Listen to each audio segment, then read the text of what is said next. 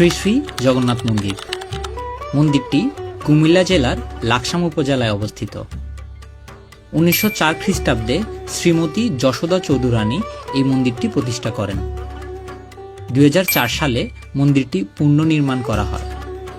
সাধারণভাবে মন্দিরটি জগন্নাথ বাড়ি নামে পরিচিত।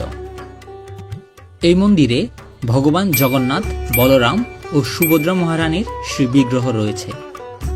নিয়মিত এখানে ভগবানের পূজা অর্চনা হয়ে থাকে। এ মন্দিরে বার্ষিক মহোৎসব হিসেবে 36 প্রহর ব্যাপী হরিনাম সংকীর্তন অনুষ্ঠিত হয় এবং জগন্নাথ দেবের রথযাত্রা ও উল্টো রথযাত্রা মহোৎসব হয়ে থাকে। পাশাপাশি এখানে জন্মাষ্টমী, দুর্গাপূজা, দোল পূর্ণিমা ও বিভিন্ন ধর্মীয় অনুষ্ঠান পালিত হয়।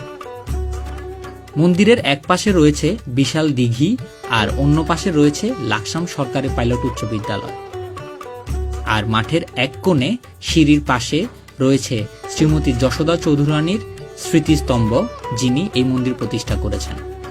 আপনারা চাইলে এই মন্দিরে ঘুরে আসতে পারেন এবং জগন্নাথ দেবের দর্শন করে আসতে পারেন।